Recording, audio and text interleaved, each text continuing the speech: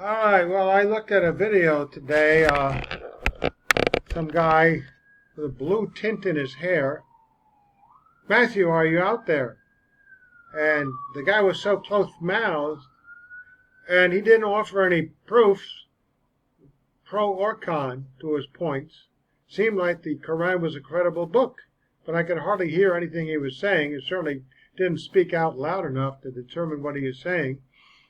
And the whole point of the matter is there's so many contextual points that are questionable. Regardless of whether they are right or wrong, he didn't address them, but they're so strong.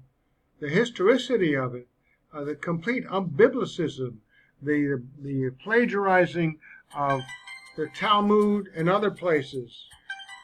The Talmud, other places, as I mentioned, some Zoroastrian literature. Nothing biblical, though. Didn't take anything from the Old Testament and claimed that this used the original words of Allah, of God. And there are so many historical contradictions and questionable phrases and irrelevancy, yet he didn't address a single thing. Just lifted up the Quran and just made some little thing about cultural changes and the whole grand societies and nations of people who uphold the Quran for their society. They're expected to stick with Arabic cultures and customs. Nevertheless, better to go a guy that does an historical account like this, Mary, Imran, and Zachariah in Surah 3, 35 to 37. See how he does it? Chapter and verse. Surah 3, 35 to 37, we find the story of Mary, her father Imran, and the priest Zachariah.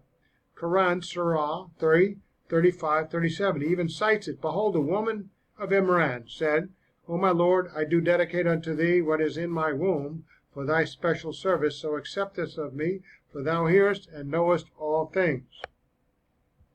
When she was delivered, nothing about the delivery, Jesus, she was delivered and she said, O my Lord, behold, I am delivered of a female child. Oh, okay, a female child. And Allah knew best what she brought forth. And no wise is the male like the female. I have named her Mary, and I commend her and her offspring to thy protection from the evil one to reject it. Oh, this is when Mary was born. Right graciously did her Lord accept her. He made her grow in purity and beauty. To the care of Zakariya was she assigned. The Proto-Evangelion's letter, James the Lesser, which is not biblical. And Anna, wife of Joachim, answered, As the Lord my God liveth, whatever I bring forth, whether it be male or female, I will devote it to the Lord my God, and it shall minister to him in holy things during its whole life. And called her name Mary. And the high priest received her, and blessed her, and said, Mary, the Lord God hath magnified thy name to all the generations, and to the very end of time. By thee will the Lord shew his redemption to the children of Israel. After reading the passage from the Quran on the left, notice that the similarities between the Quranic story and that found in the spurious gospel account from the Proto-Evangelion's James the Lesser, which is a 2nd century CE apocryphal Christian fable, which is on the right. Apparently you're reading his documents. Both accounts speak of the child being either male or female. They also mention that the child is Mary and that she is protected by either a high priest or Zakariya, who is implied, really. Implied, you don't infer, you infer from an implication. As the keeper of the sanctuary, where Mary is kept, though the Lucan account speaks of him as the father of John the Baptist. So we got all kinds of contradictions here. Jesus' birth.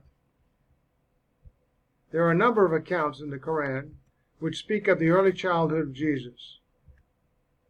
These accounts do not correspond at all with the biblical story, but they do have parallels with other apocryphal Jewish documents, say the non-biblical documents. As the original Word of God of Allah, really. The palm tree. In Surah 19, we read the story of Mary, the baby Jesus, the palm tree, and the rivulet which flows below it. This story is not found in the biblical account, but first appeared in an apocryphal fable, a fable of the 2nd century CE. Where's he getting his material? See the lower passage, from the Lost Books of the Bible, New York Bell Publishing. Notice the similarities between the two accounts. So we have the Surah 19. So she conceived him, Jesus, and she retired with him to a remote place, and the pains of childbirth drove her to the trunk of a palm tree. That's not the account of the Bible. She cried in her anguish, "Ah, would that I had died before this! Would that I had been a thing forgotten and out of sight!" But a voice cried to her from beneath the palm tree, "Grieve not, for thy Lord hath provided a rivulet beneath thee, and shake towards thyself the trunk of the palm tree. It will let fall fresh ripe dates upon thee. So eat and drink and cool thine eye." The Lost Books of the Bible.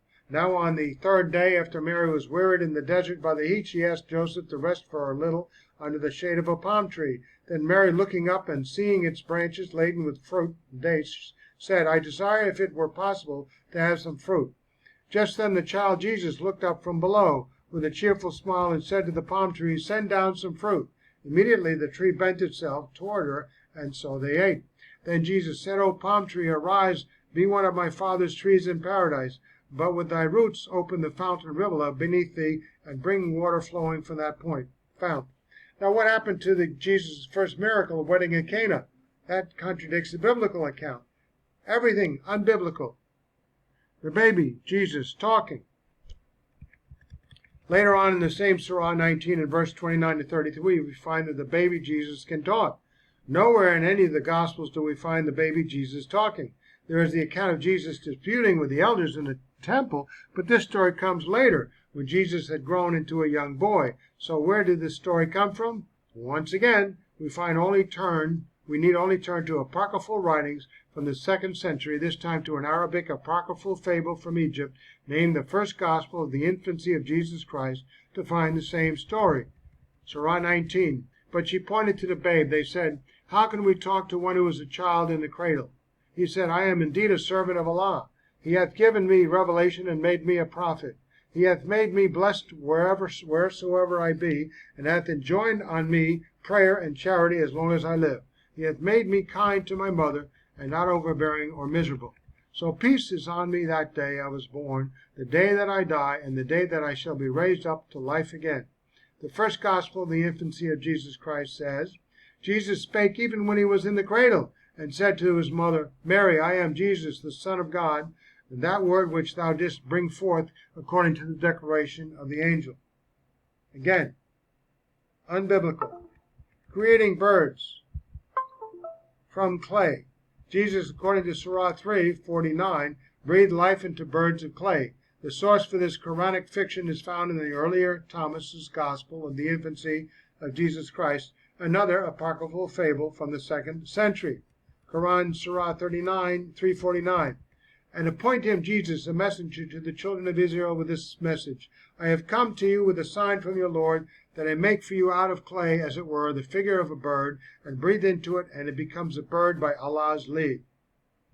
Wow. Thomas's Gospel, the Infancy of Jesus Christ. Go back there.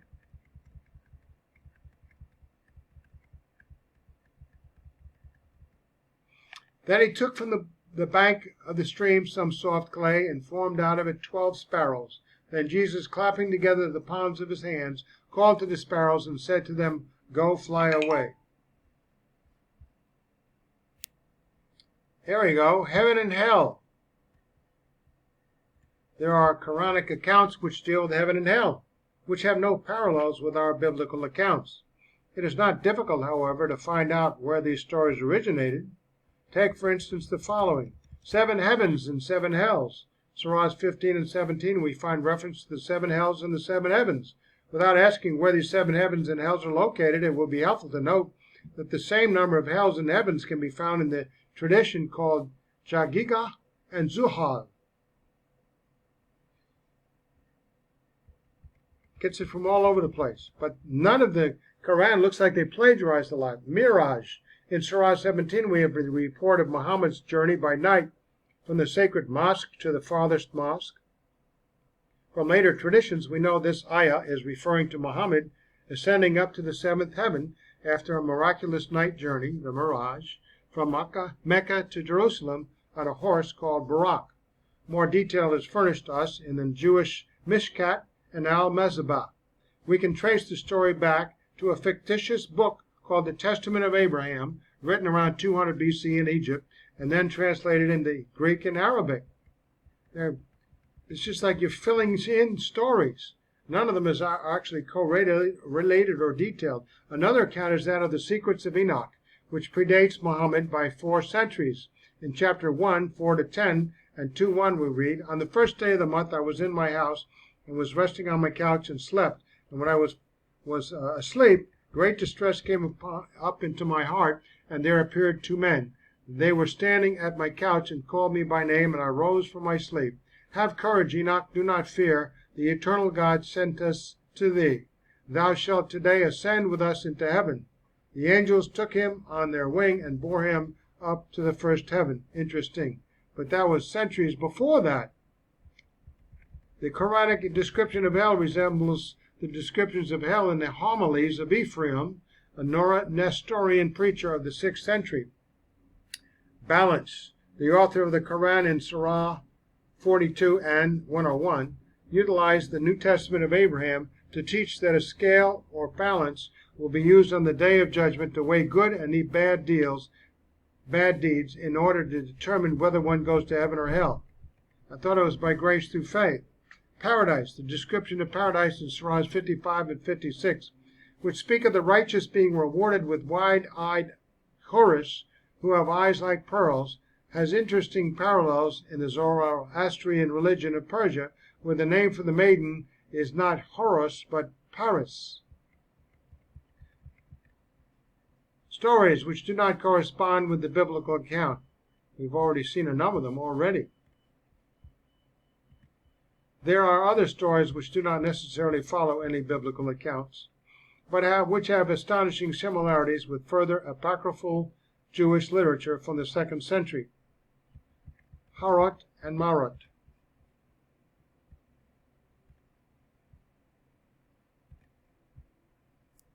Haret and Marek. In Surah 22, 102, the 2 angels, Haret and Marek, are mentioned. Who exactly are these 2 characters? While Yusuf Ali believes these were angels who lived in Babylon, historical records show us that they were idols which were worshipped in Armenia. Their existence was inspired by Marek, the Hindu god of the wind. Wow, we've got all kinds of religions here in the Quran. We find this story related in the Talmud, Midrash Yalzut, chapter 44. Borrowed from everything and everywhere. The cave of the 7 sleepers. The story which was mentioned in an earlier section of this paper concerning the 7 sleepers and a dog who slept for 309 years in a cave is found in Surah 18, 9 to 25.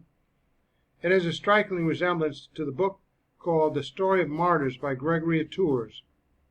In this account, it is a legendary tale of Christians who were under persecution and who fell asleep in a cave for 200 years. The Sirat.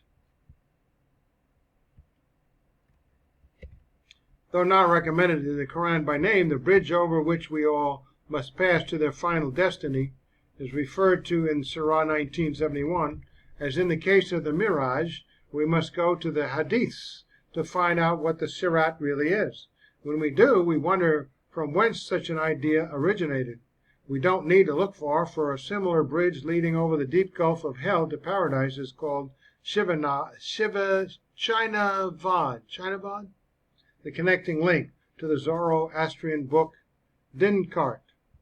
It is important to remember that none of the above extra biblical quotations are recognized by biblical scholars, historians, or theologians as authentic events in the life of Christ or in the scope of the Jewish faith. Consequently, they are not included in the Bible. In fact, their late dates, most are from the 2nd century CE or AD, should make it obvious to any casual observer that they have little authenticity whatsoever.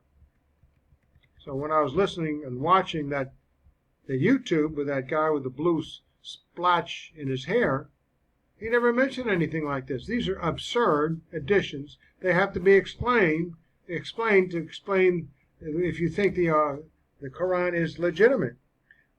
We have now come to the end of our discussion on the authority of the Quran, which is no authority. We begin our study by noting that a possible reason for so